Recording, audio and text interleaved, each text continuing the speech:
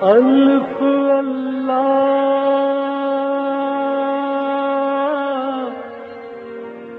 چمبے دی بوٹی میرے من وچ مرشد لائی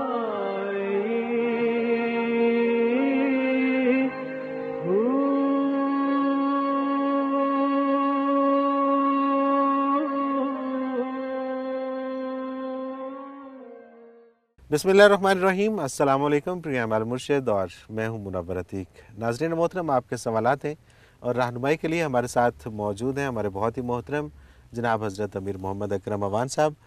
آپ سلسلہ نقشبندیہ اویسیہ کے شیخ ہیں، مترجم قرآن ہیں، مفکر قرآن ہیں، شاعر ہیں، ادیب ہیں، بہت سے حوالے ہیں آپ کے تعارف کے۔ حضرت جی بہت شکریہ، آپ نے وقت دیا۔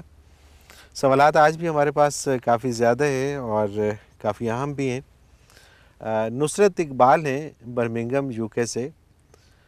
ان کا سوال ہے، حضرت جی برزخ کی زندگی ہمارے اعمال کی مناسبت سے جنت یا دوزخ کی طرح کی ہوگی، ٹھیک ہے۔ سوال یہ ہے کہ روز حساب تو قیامت کو ہوگا، پھر اس سے قبل سزا یا جزا کیوں؟ الحمدللہ رب العالمین والصلاۃ والسلام علی حبیبہ محمد وآلہ وصحبہ اجمعین۔ اعوذ باللہ من الشیطان الرجیم، بسم اللہ الرحمن الرحیم۔ شاید آپ کو یاد ہو یہ سوال پہلے جی بالکل گزر چکا ہے، لیکن لوگوں کی شاید تشفی نہیں ہوتی پوری، یا سنا نہیں ہوتا، انہوں نے دیکھا نہیں ہوگا پروگرام۔ گزارش یہ ہے جی کہ برزخ جو ہے یہ ایک انتظار گاہ ہے قیامت تک کے لیے۔ بالکل ٹھیک۔ حضرت آدم علیہ نبینا علیہ الصلاۃ والسلام سے لے کر آج تک جتنے لوگ دنیا سے گزرے ہیں وہ اس انتظار گاہ میں قیامت کے منتظر ہیں۔ ٹھیک ہے۔ برزخ کا عذاب و ثواب جو ہے وہ اس سٹیٹس کے مطابق ہے جو سٹیٹس بندہ دنیا سے لے کے جاتا ہے۔ صحیح۔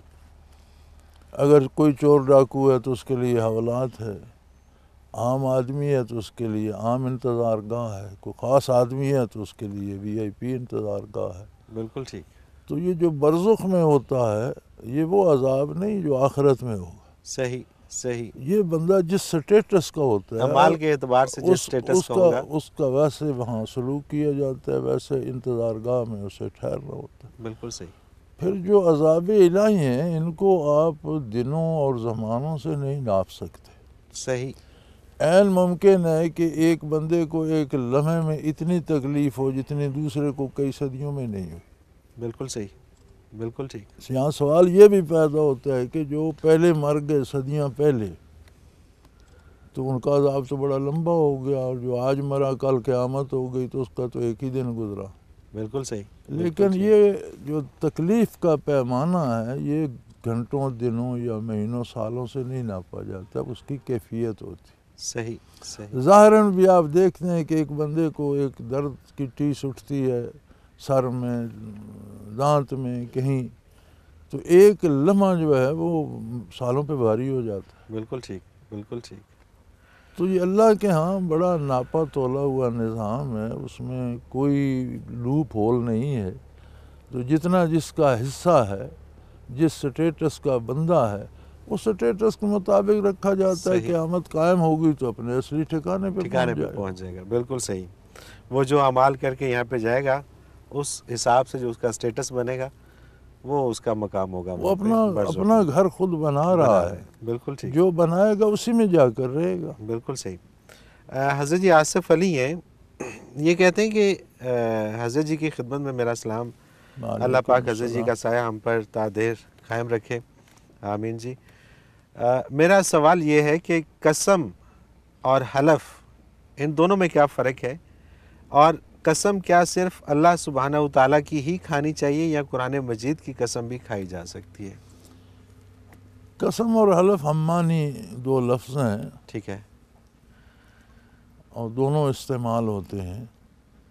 قسم سے مراد یہ ہوتی ہے، اللہ کریم نے بھی قرآن کریم میں بہت جگہ قسمیں کھائی ہیں۔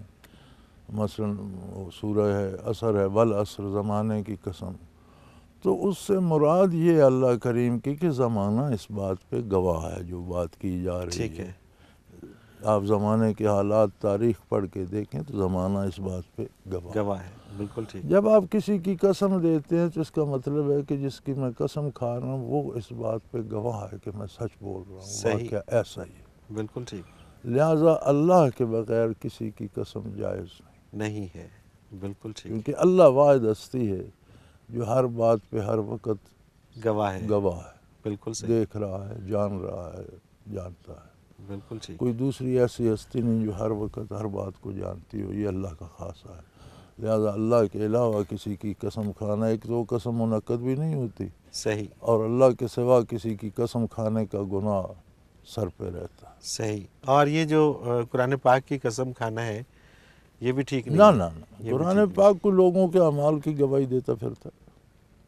تو یہ جو عموماً ہم دیکھتے ہیں کہ پنچایت ہو یا کسی جگہ پہ کوئی فیصلہ ہو تو وہ قرآن پاک پہ ہاتھ رکھواتے ہیں اور قرآن پاک کی قسم دیتے ہیں۔ قسم اللہ کی دیتے ہیں، اچھا، قسم اللہ کی دیتے ہیں، قسم اللہ کی دیتے ہیں، اس میں مزید تقویت پیدا کرنے کے لیے کہ میں جھوٹ نہیں بول رہا، قرآن پہ بھی ہاتھ رکھوں۔ صحیح، صحیح، بالکل ٹھیک ہے۔ یعنی کہ اگر قرآن پر ہاتھ رکھوا کے کوئی بات کہلوانی ہے تو قسم اللہ تعالیٰ کی قسم ذات، اللہ کی ہوگی۔ بالکل ٹھیک ہے، بالکل ٹھیک ہے۔ آصف علی کا ہی دوسرا سوال ہے، یہ کہتے ہیں کہ بینک سے روپیہ قرض لینے اور قسطوں پر کوئی چیز لینے میں کیا فرق ہے؟ قسطوں پر جو چیز لی جاتی ہے اس میں سود نہیں ہوتا، وہ قیمت پہلے طے ہو جاتی ہے کہ ٹھیک یہ ہے، گاڑی اگر آپ نقد لیں گے 10 لاکھ کی ہے، قسطوں پر لیں گے تو 12 لاکھ کی ہے، ٹھیک ہے، آپ کی پسند ہے لے لیں، لیکن صحیح، اس پر سود نہیں ہوتا، وہ قیمت پہلے طے ہو جاتی ہے، خریدنے والے کو بھی رعایت مل جاتی ہے صحیح، کہ وہ 12 قسطیں ادا کر دے، بالکل ٹھیک ہے، اور بیچنے والے کو تھوڑے سے پیسے زیادہ ملیں۔